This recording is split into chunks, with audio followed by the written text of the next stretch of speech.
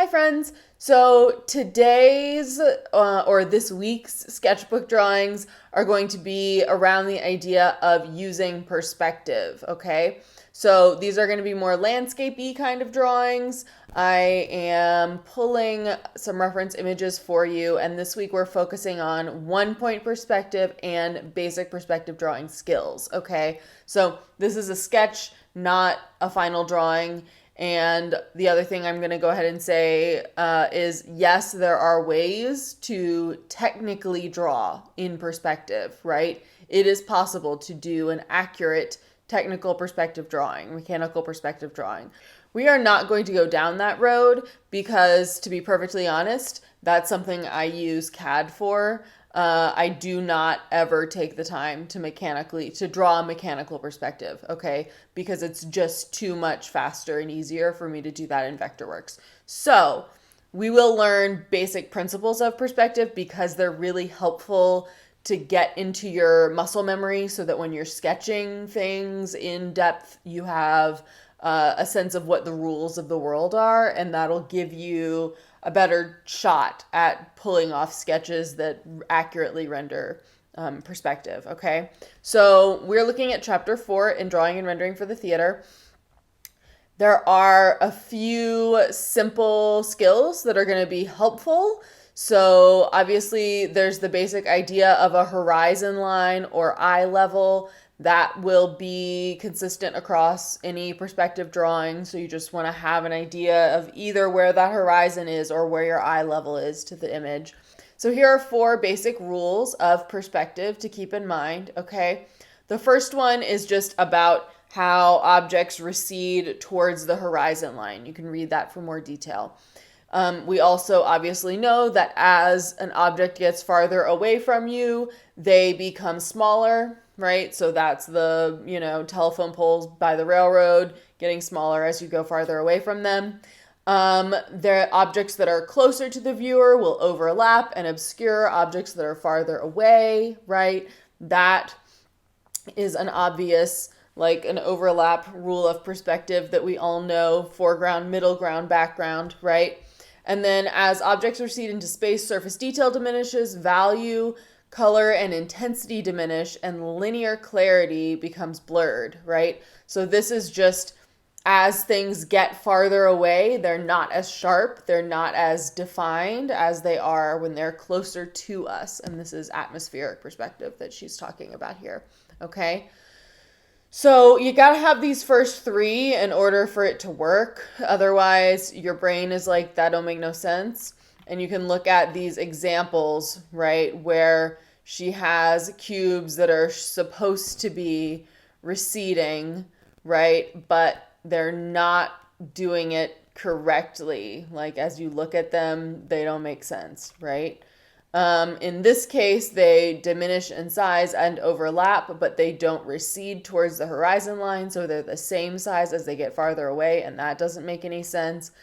In this version, right, they get smaller towards the horizon line, but the overlap is a mess, and so that's bizarre and confusing. This one is the one which is actually using all of the rules of perspective, right? And this is, again, a 1-point perspective. That's what we're going to look at today, where everything is moving towards one vanishing point on the horizon, okay?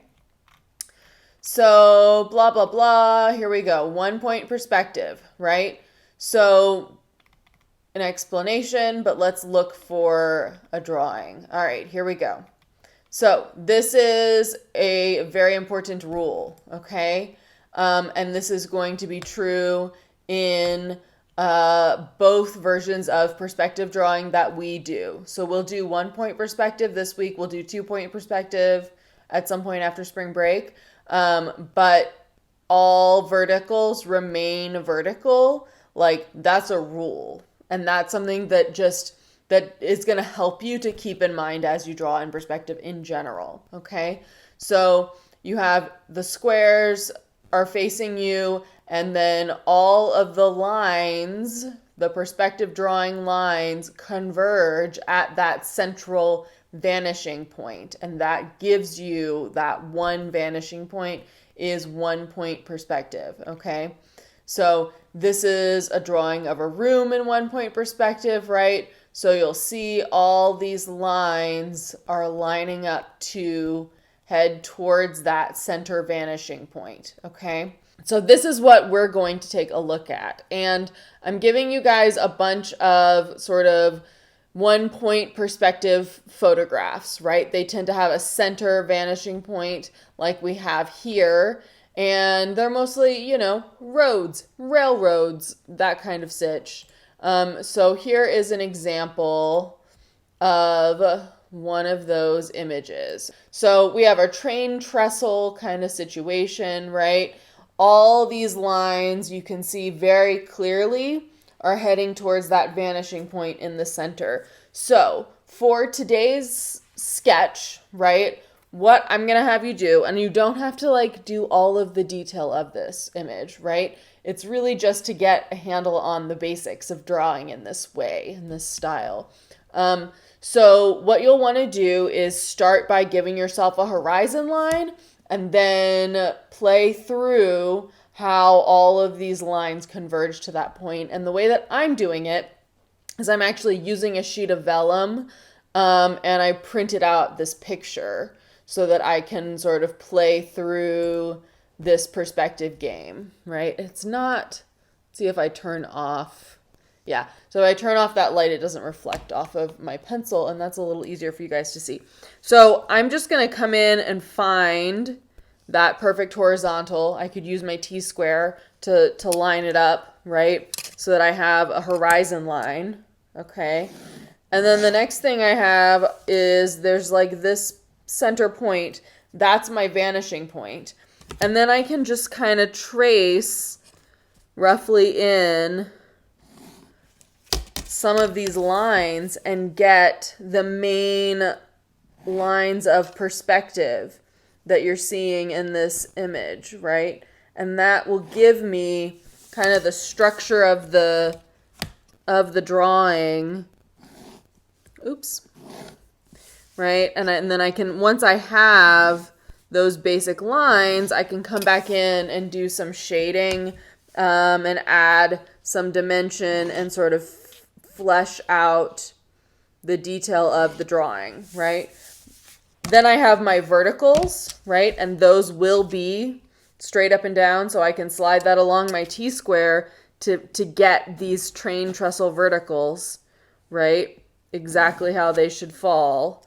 And it may be that this is a little below. If this is below my horizon line, right, then this line continues down below, right? So I can kind of rough in these shapes, you know, all fancy pants. Or I can use my triangle and kind of get the principal verticals, and then I have this overhead situation, right? And that will also kind of taper down to that vanishing point, right? And once I have sort of the rough outlines mapped in by tracing, and I very quickly now have the basic structure, right, that I'm working with, then I can come back in and turn this into more of a drawing, you know? So like once I've got sort of this rough image sketched in, I'll come back then and I'll grab a couple more lines, sorry. I'm like, I have all of this access to the tracing. So now I've got kind of that rough image drafted in. Then I can come in and I can take the drawing out and I can actually use it as a reference. Like I can look at the drawing now and see what I'm actually drawing now that I sort of have an idea of where everything falls. So my horizontal lines that are parallel to the plane that I'm drawing in are going to remain horizontal, right? So like outside of this, they're just going to get closer together, right? So like this center is all kind of shaded this way, right? But these are getting closer together as I go farther away, right? I have some more lines here that I can kind of add in, and I can use some shading to give me the basic shapes that we're seeing here.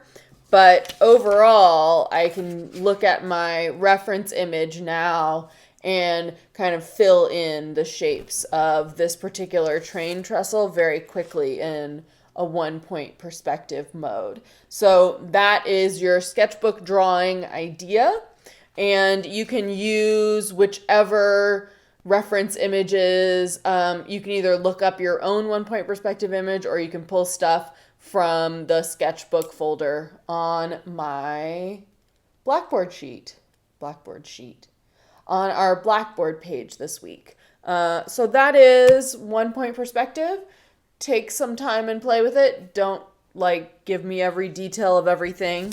This is about the level of detail we're going for, but also kind of play with how as things recede, you're getting different levels of density, right?